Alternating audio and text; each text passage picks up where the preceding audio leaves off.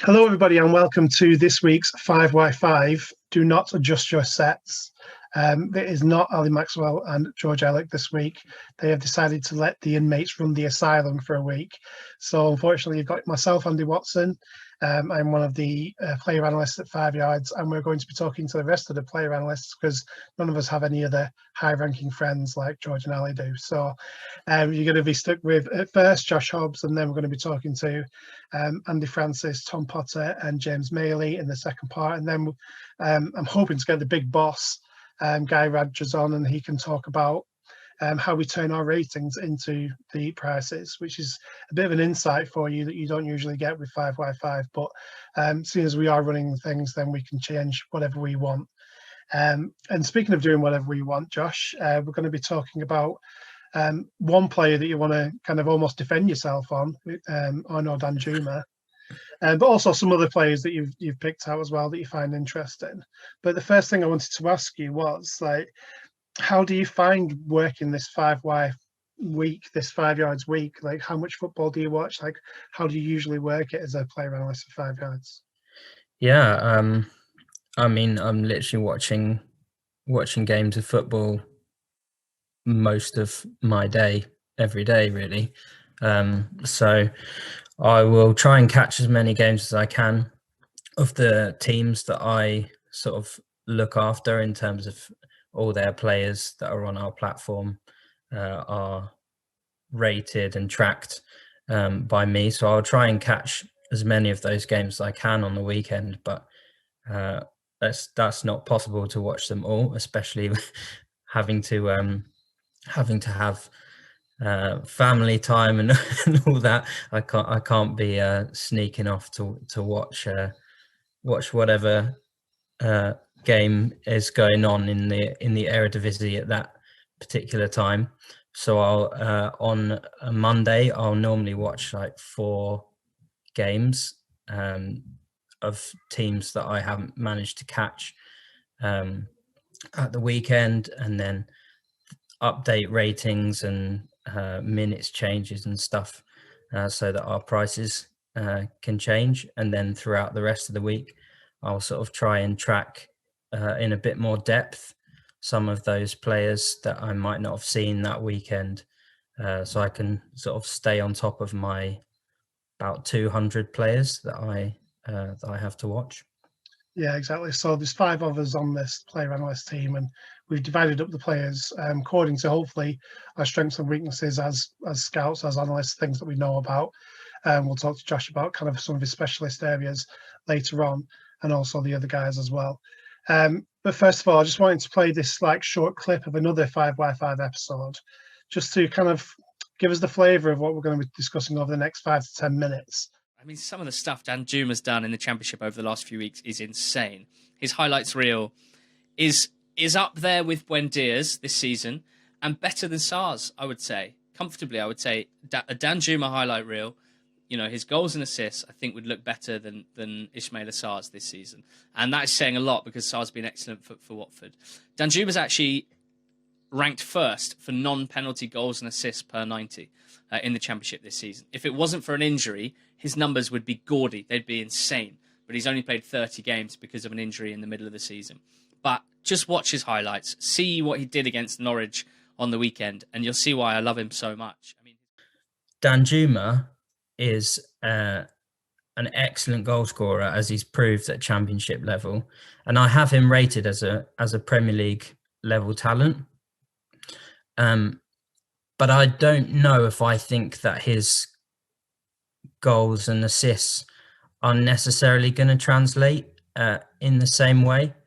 I think he needs space to run into, get in behind, in a slightly different way to Sarr.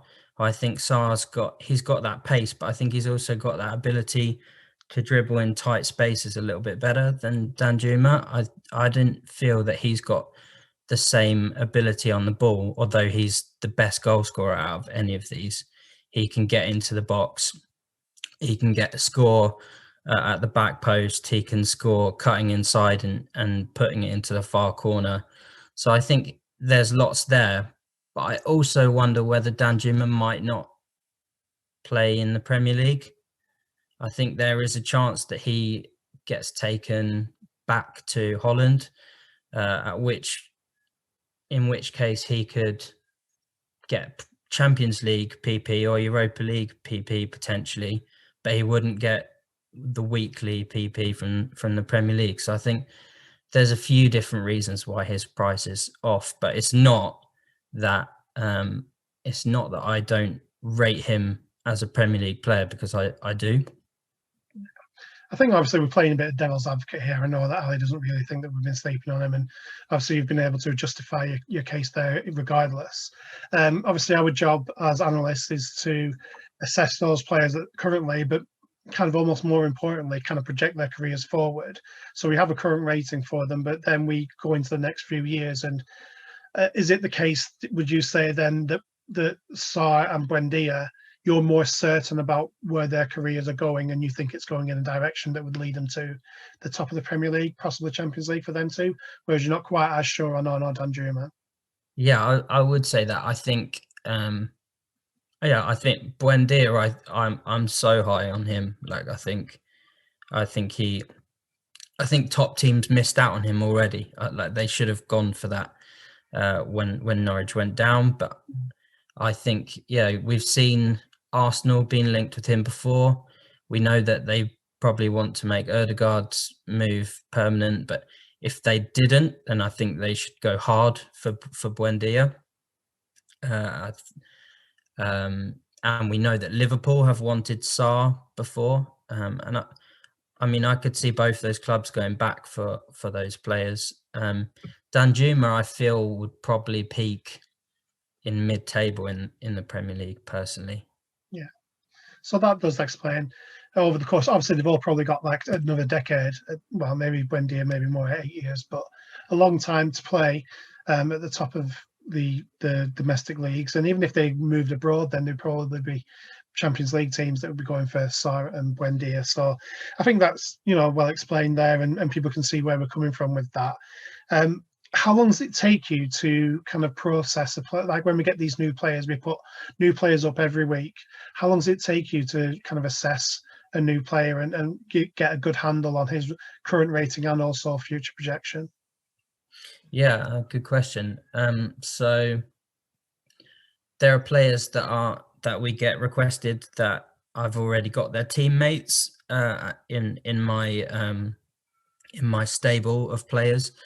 So that's normally quite easy if I've watched them in a good sort of 3 or 4 other games already. If it's a brand new player requested where I've probably never seen them before, or they're from maybe in the under 23s or something like that, then I would like to watch them in 3 games if I can, to get a handle on what I think their ability is. So I'll spend a good few hours on each player and look at where do I see their strengths, what's the quality of team that they're playing in, the quality of league that they're in, try and assess all of those things, and then make my projections from there. Yeah, and we do have obviously some inside information from people that we have within the business who have like tables of where certain leagues are ranked in comparison to each other and club rankings and things like that. So a lot of things kind of flow into the end assessment of them. You mentioned your stable a couple of times now. You've got a few Premier League clubs and Championship clubs, but you also have taken ownership of the Netherlands and Scandinavia. Now they're not PP leagues. You mentioned that already with Danjuma. So why should 5 Yards users like go in for these players if they're not earning PP every week? And B, is there any players in there that you think that players should be watching closely? And I'm not saying there's value in them necessarily, because hopefully there isn't from our perspective. But, anyone of interest, shall we say, in those areas? Yeah, I really love these leagues. I think there's they're such great leagues for talent breaking through. And I mean, I would say that there is value in these leagues, because as much as I hope that I'm across all these players, they're gonna take me by surprise, some of them as well, and we know how hard it is to predict futures, but you get players in these leagues that are playing a lot of minutes at young age, like proper competitive minutes. Thinking back, I think everyone knows of obviously Mason Mount is huge right now, but people maybe think that he had his breakthrough at Derby, but he played a whole season at Vitesse in the Eredivisie before that, and it's a great league where players can come, and if they've got high technical ability, they'll fit right in, and they get a chance to really push themselves in senior football.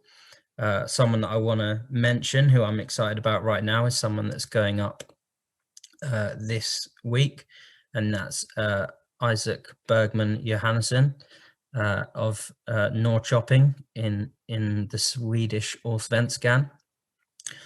He's played in like multiple different midfield positions, but I think he's got a touch of the Kevin De Bruyne's about him. I think he's really exciting. He's only 18, but I think, yeah, his potential is really high, and he already played the majority of last season, so he's already got a senior season under his belt. I think in a season's time, there could be a lot of teams that are interested in him, and I'll have to be quite on top of where he might go next. Yeah, absolutely. Sounds like an interesting player, not one that I've actually seen play, if I'm honest. So Check him out. I imagine that a lot of 5 yard users will be in the same position, but that is the beauty of the platform, the beauty of 5 yards. Look at those lower kind of price players, especially from foreign leagues, and check them out. And if you project their careers, and that's a fun game to play, project their careers, and if you get them as higher than what we've got them on the platform, then you could be onto a winner with these players. So thank you, Josh, for your time this morning. I'm going to bring in the Barmy Army next, and see what James, Tom and Andy are up to. Thanks, mate. Cheers.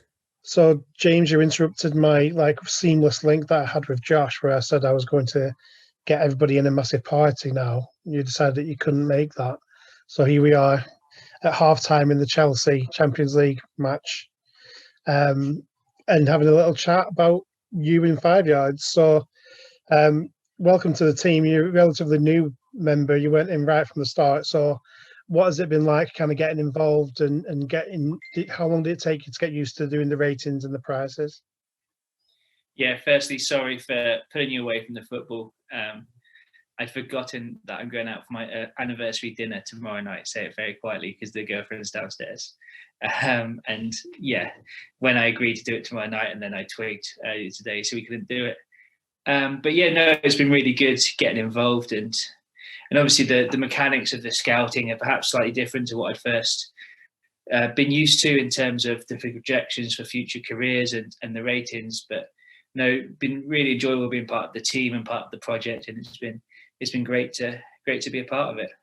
Good, you can come back again then. You have a coaching experience as well, and you actually kind of specialise in goalkeeping, as well as, I think a lot of people will be familiar with that if they follow you on Twitter. Do you find that experience kind of gives you a different outlook when you're scouting, or has helped you in this process particularly?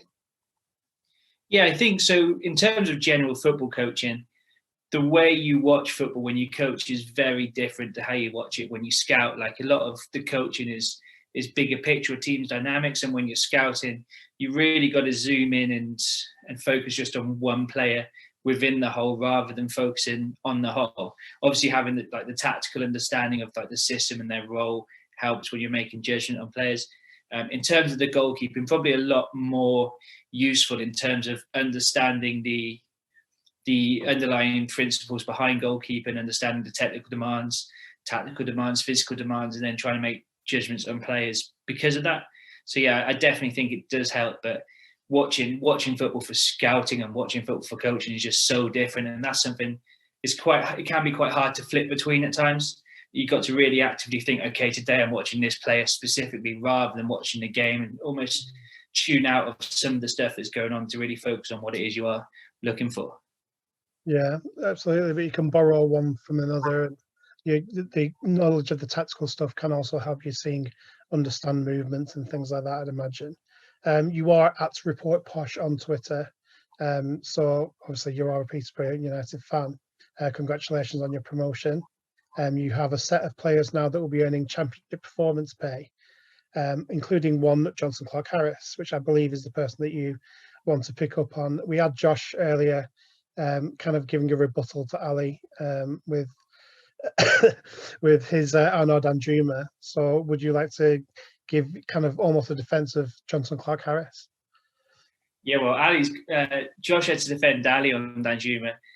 Ali and George had to go 2 weeks ago, and then they got Nick Goff on to dig in and give me a hammering as well. So there's almost all three of them that I'm responding to. But yeah, I think obviously I think the price has really surprised people a lot at $3.5 million, and people looking at being a real bargain. And I think a lot of people are looking at what Tony's gone and done this season and looking at similarities. And there are similarities between Clarke-Harris and Tony, both big physical strikers, both scored a lot of goals. Clarke-Harris's biggest strength is probably the different variety and types of goals he can score. He's superb at attacking crosses in the box, but he can score from outside the box. He's a really big moment player, scored a couple of huge free kicks in the closing games of the season to help Posh get promoted, and he scored the penalty in stoppage time against Lincoln. I don't think he's a particularly great penalty taker, but what he is just a huge moment player, clutch moment player, and that's really important. But then he is not the same player as Tony. Like last season when Tony at Posh, I was banging the drum for him to get a move to either Sheffield United or Crystal Palace. He was good enough to move to the Premier League. I don't quite see that with Clarke-Harris. Obviously, he's a little bit older. He's going to be 27 at the start of next season. He is a player whose mobility I would question. He's had a couple of serious injuries in the last few seasons, and especially at the start of this season, he really wasn't anywhere near as mobile as he was 4 or 5 years ago. When he burst onto the scene at Coventry and at Rotherham, he's a really quick player. But I think a combination of those injuries and also the fact that he's put on a lot of weight, and I don't mean fat, I mean he's got really muscular. He's probably put on 10 to 15 kilos of muscle mass. Those injuries and that muscle mass completely changed the way he runs if you go look back at those images and the ones now. And there's a bit of a question mark about his mobility. I think it's got better as the season's progressed. At the start of the season, he was moving really badly, but now he seems to have, I think, got over some of those injuries. I think he might have been carrying a knock in the last season, started this. That is still a question mark for me. The other question mark that's a huge question mark is around his injuries. This being the first season in a long time when he's played a full season. So if you're thinking about earning performance pay, is he going to play next season in the Championship? Is he going to be able to play 45 games in the Championship at a higher intensity against bigger, stronger defenders? That's a question mark for me. So then you come on to the price of $3.5 million. That's been completely knocked. And obviously, some people think we don't set the prices. This price goes into model, but I think I've got a fair idea of where this price has come from in terms of if you're looking at him scoring 15 goals and having 15 wins next season, which he's likely to be at Posh. People may or may not know, Posh signed him on a 4-year contract. So he's got 3 years left in his deal. If they're going to sell him, we've seen in the past, they demand big money for strikers. They're going to, with add-ons, it's going to be looking about 10 million for Tony. Assombalonga in the past going for 7 million. Jack Marriott going for 5 million. You're talking at least 5 million to sign him. Is anyone going to sign him for 5 million plus 27-year-old striker with injuries? I'm not sure. Even if they did, does he guaranteed start for a top Championship side? Again, he's unproven at level. I'm not sure. So likely he's going to be at Posh. If we're talking 15 wins, 15 goals, that's £900,000 performance pay. If you say he does that over 4 years, that's 3.6 million. He's 31. If he does it over 5 years, then you're looking at a really healthy profit at 4.5 million, so $1 million more than his asking price. That would reflect a really high return on him in terms of he would have to be fit all those games. the team he'd be playing for would have to be in mid-table. He'd have to be scoring 15 goals. It's doable, but I think that 3.5 million, if you look at and you break it down that way, and potential for injuries, the likelihood mid to lower table championship team scoring 10 to 15 goals in the next 4.5 seasons, you can see that. The question mark, and the thing that I know the guys raised last week is he going to get a Premier League move? Now, if you're looking at it in terms of, and he comes to the championship and scores a lot of goals, he's still going to have 2 years on his contract. He's going to be 28 years old. I think he's got to do an awful, awful lot to get that move. And we spoke about his mobility issues. I don't think he's anywhere technically as good back to goal as Tony is. So I think that Premier League move probably is not going to happen. And I think that's perhaps where this price of 3.5 million comes from. Obviously, if you think he's going to go and play Premier League, go out and buy him, absolutely. If you think he's going to go to a top championship team and start every week, go out and buy him. But he's priced as someone who's going to be playing mid to bottom half championship over the next 4 to 5 years between the ages of 27 and 32. And for me, the price is fair. Obviously, George, Ali and Nick think that he's much better than that. Yeah, absolutely. I'm hoping to get the big boss man on later to talk about how we changed from our ratings to his prices. But definitely, I was going to bring up, we just had a discussion about Sarr, Buendia and Danjuma. And obviously, the most you can earn really in the championship was Buendia's 1.7, I think he's on for this season. Johnson Clark Harris is not going to get anywhere near that next season in terms of performance pay. You know, even Adam Armstrong's 1.1 or something like that performance pay. So Clark Harris would have to have an Adam Armstrong style season 3 or 4 times, you know, to get over the 3.5. And although it looks really low, I can see where it's coming from as well. He's going to have to do quite a bit to be able to surpass it. We've recently just launched an EFL Slack group, James. It was kind of our little brainchild, and we're a part of it. Do you want to just tell people about what we do on the Slack and why they should get involved in it? Yeah, absolutely. It's just a really nice, fun community. Lots of like-minded people who watch the EFL, very knowledgeable about the EFL, want to talk about the EFL. Obviously, both of us are on there. All the other scouts are on there. Ali and George are on there as well. So, yeah, if people are interested in EFL chat in a really safe, friendly environment where they can partly show off their knowledge, but also perhaps learn about a couple of players that they've not heard of, or learn a bit more about some teams they might not be that aware of, really, really great place just to come and chat and just enjoy a few hours a day. Yeah, absolutely. And we're not, you know, it's not one of those things where we're going to push things on you. It's literally just a chat. And like you say, learn off other people. Hopefully we've got some really cool people in there already, but we'd love to have more people. And the more that we have, the better the chats will be. The link to the Slack channel is going to be in the description of this video. So just click under that and hopefully we'll see you in there. Thank you for your time. Let's go back and watch Chelsea maybe make it to the Champions League final. Cheers, Andy. So yes, we've now actually got the party started with these 3 guys. We've got Andy Francis and Guy Rogers, who's kindly descended from his interesting decorated room to join. Tom, nice to see you. First appearance on 5x5. That's a lovely looking shirt you've got there. Yeah, absolutely. This is my my very first dipping my toes into the 5 yards 5 scene. Yeah, and as you rightly say, I'm donning the Al Nasser top tonight, which I won recently in the 5 yards PP Eliminator competition, which I'm sure everyone is playing over on Twitter. Usually goes up on a Friday afternoon, and I'm living proof that you can be a winner. Yeah, we'll not get Josh on like people chipping him out of shirts because he's still sore about that. But definitely like follow that competition. It's a really worthwhile thing. You can see that Tom's won the prize there. But let's talk about players then, Tom. And there's a player that you particularly want to talk about for us. Someone who I think is going to be playing Championship football next season. Yeah, absolutely. So I'm gonna just talk a little bit about Keane Lewis Potter at Hull City. No relation to me, despite the obvious name link there. He's a player that I've followed for quite a few years. He's 20 years old right now, but I first watched him late 2018 when he sort of a very diminutive figure, but he came on the scene with Hull City under 23s and just looked standout really from the very first game that he played. Then shortly after that, he made in March 2019 when he was 17. Yeah, he made a temporary loan move to Bradford Park Avenue in the National League North, and he really struggled, to be quite honest with you. I mean, his technical ability, even at that stage, was far and above anything else that he was playing against or with, but really struggled in terms of his the physicality aspect of it. He's somebody who likes to get on the ball and progress it. He's very, very technical, great out to in movement, particularly coming off the left flank onto his stronger right foot, great eye for a goal.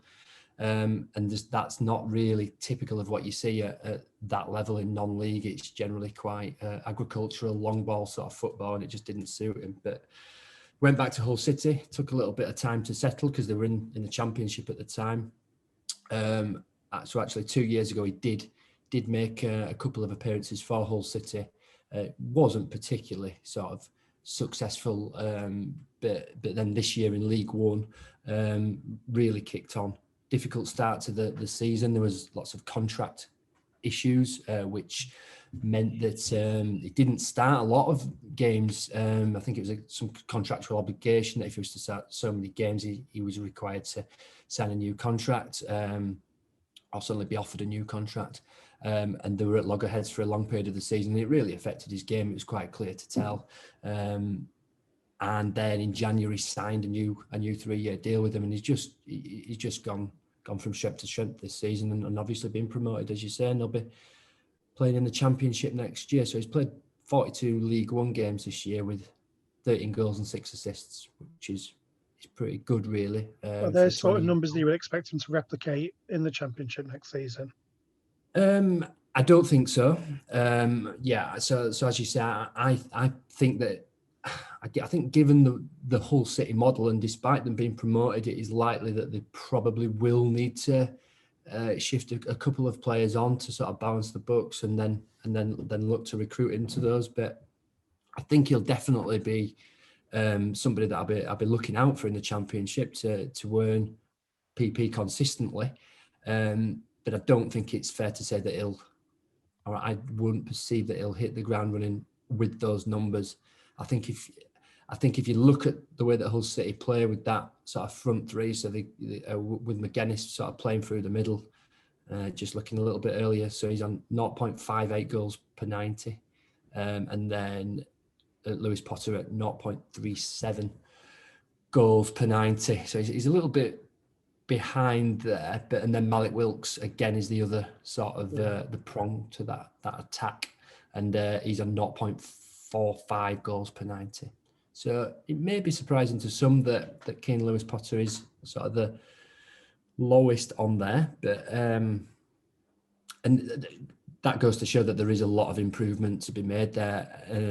He can still develop. I think it's certainly in the sort of physical aspects of his game. As I mentioned at the start of the chat, there he's very diminutive, but actually one of the standout features for me is his heading ability. Yeah, that's a good header. And I think that says a lot about his ability off the ball movement and the ability to sort of ghost into the box from wide areas and find himself on the end of headed balls. And if you look through some of his goals, some of his better goals are actually headed goals.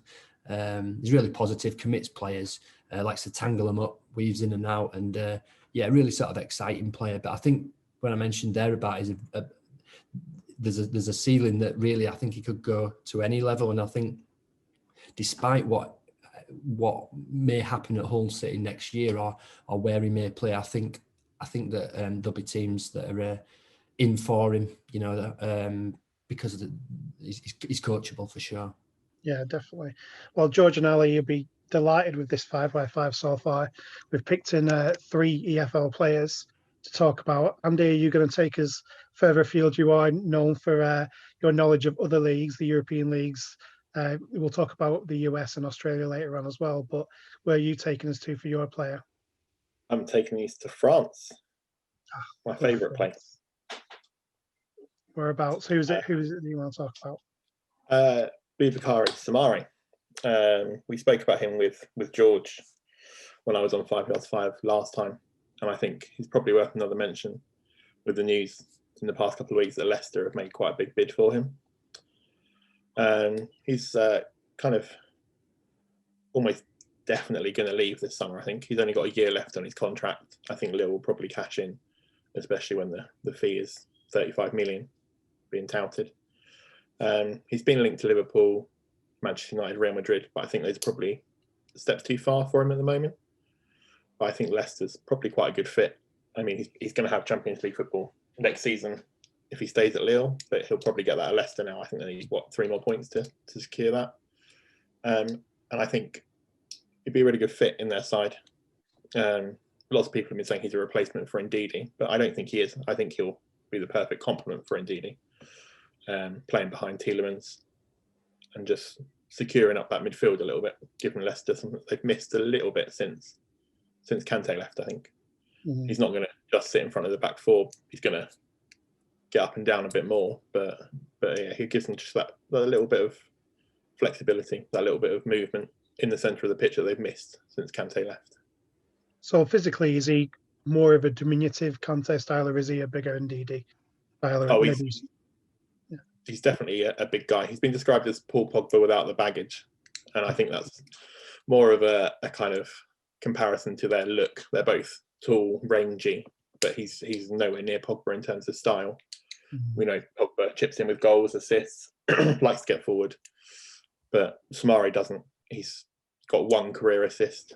He's had 10 shots this season. That's it. Yeah. That's not the kind of thing you'd expect from someone who's being compared to Pogba.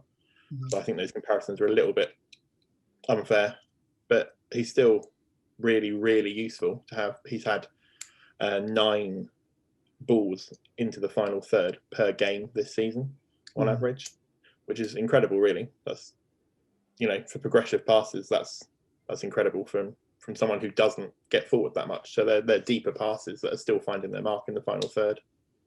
Yeah. You mentioned there about almost the certainty of him moving, or the likelihood of him moving in this summer. Is that something that you need to factor into his calculations when you're doing the ratings? Yeah, so when he first went on the system, I had him earmarked for a move to a club the kind of level of Spurs, which I guess Leicester and Spurs probably aren't that too far apart anymore. So I think he had a price rise of $1 million last week when that Leicester news came out, and we kind of factored that into the calculations. Well, that's quite a good jumping off point now to talk to Guy. For those of you who don't know, Guy Rogers is kind of our boss in a way, and someone who takes our ratings and turns them into prices that you see on the website.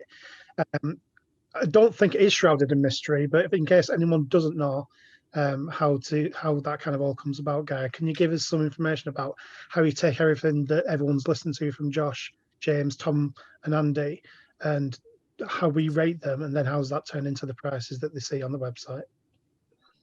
Yeah, I mean, I think we had quite a few different looks at it at the start, and we had different calculators, different ways of doing it. But essentially what we're trying to do is work out their career progression.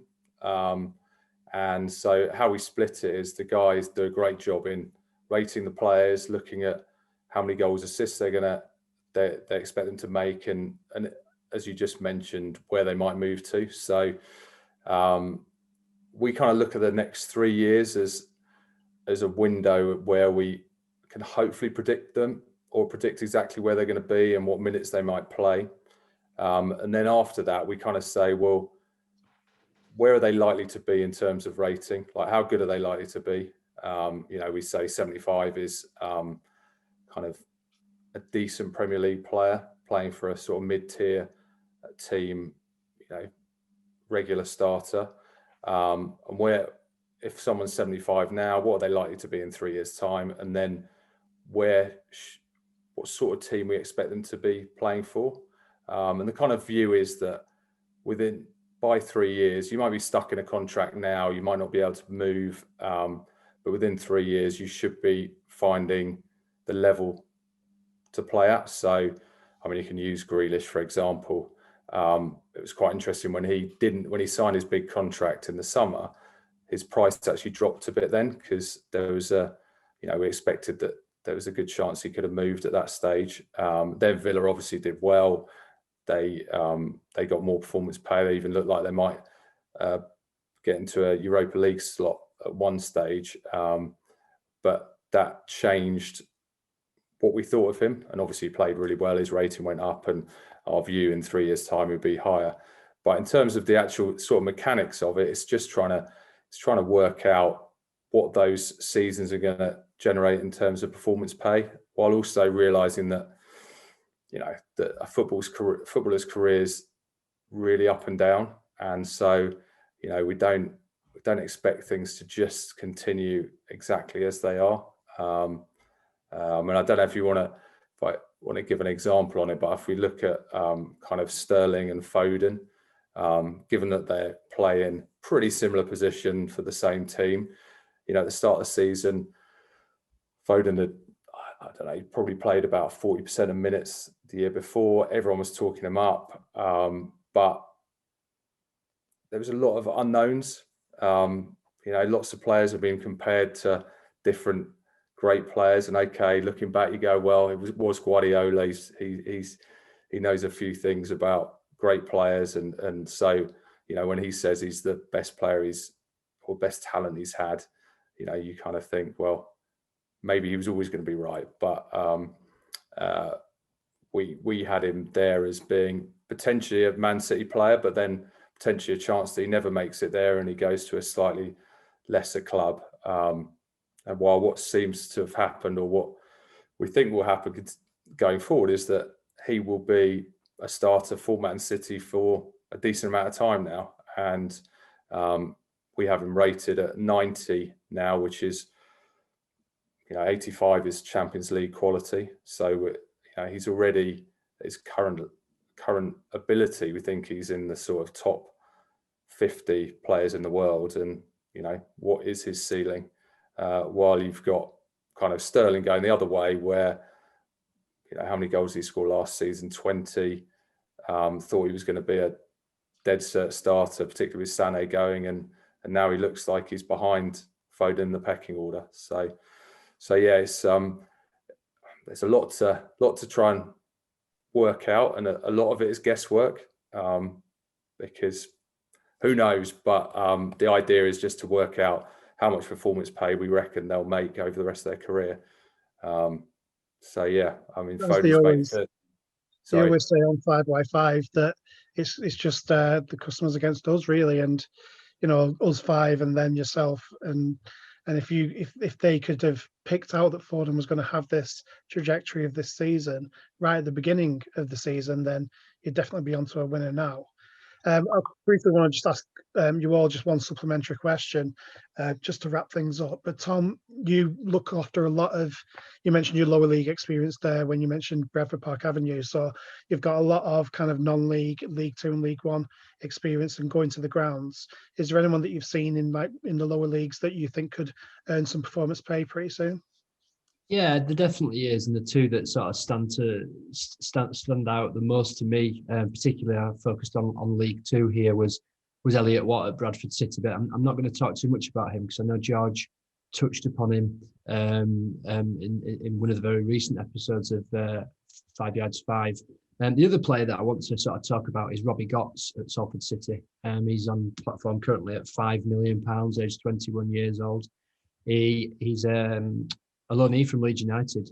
He's actually played under Bielsa in the first team in the FA Cup match at Arsenal in January 2020, I believe. Initially, at the start of this season, he went out on loan to Lincoln City in League One, and it didn't work for him really. And I don't think that's too dissimilar to a lot of players in their first loan moves. You often see that that's the case. It doesn't work out.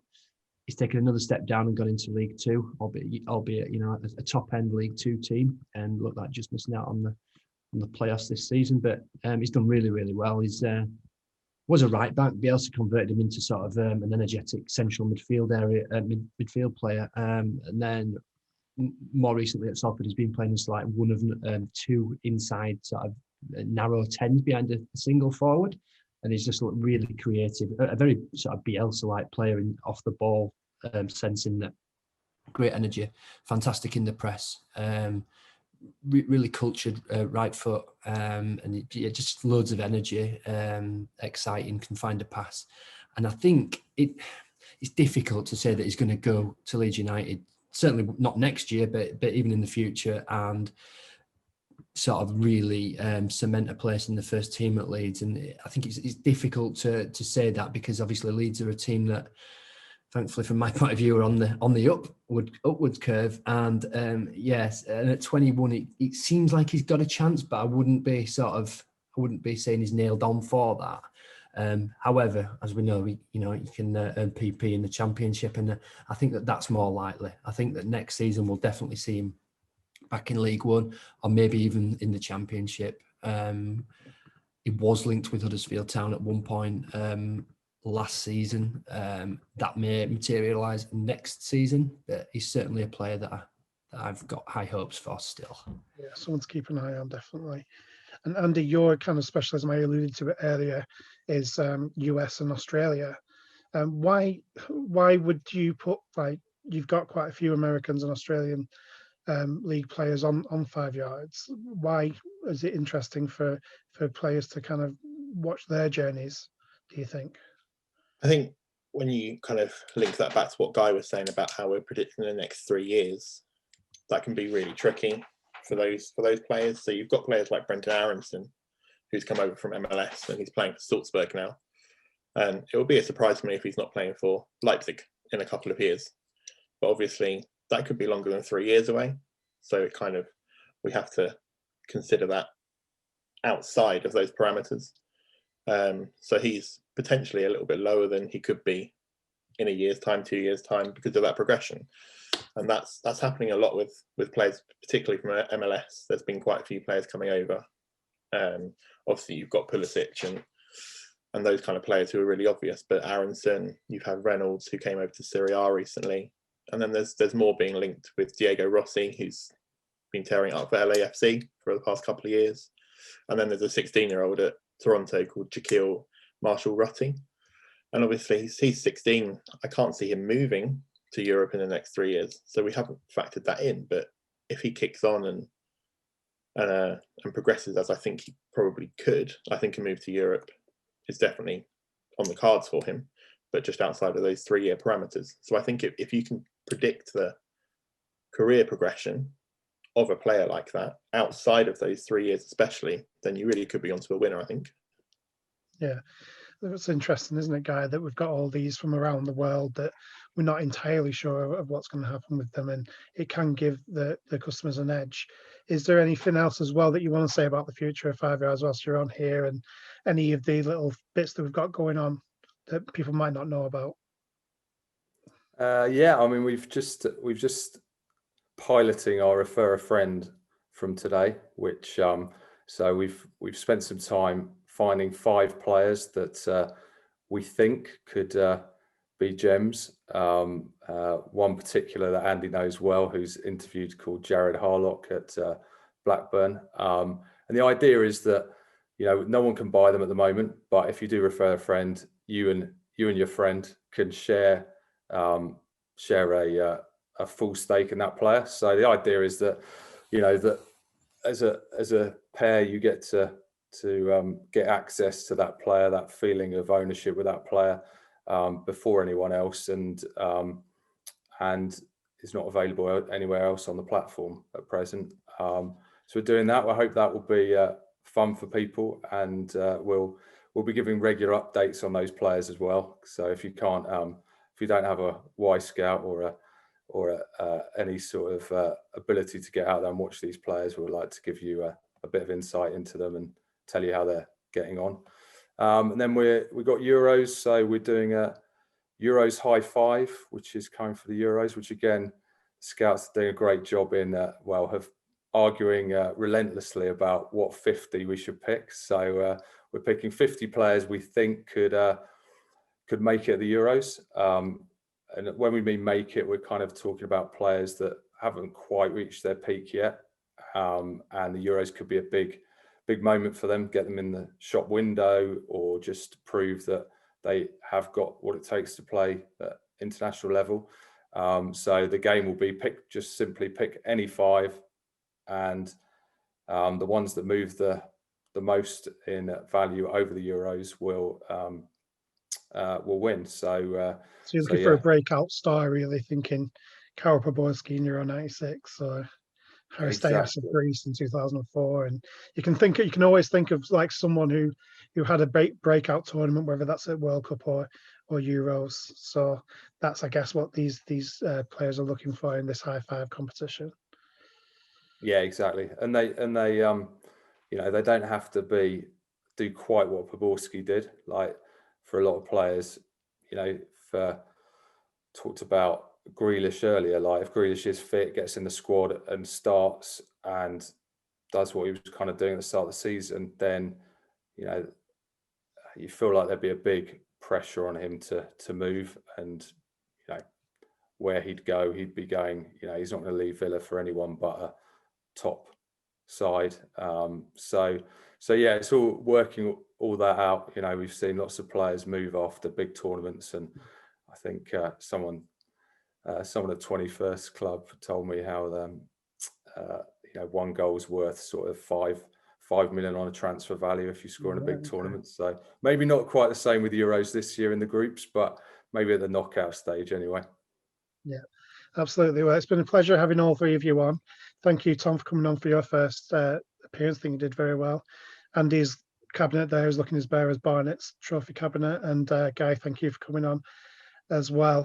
Hopefully you've all enjoyed that 5x5 bit of difference there. Scout Takeover.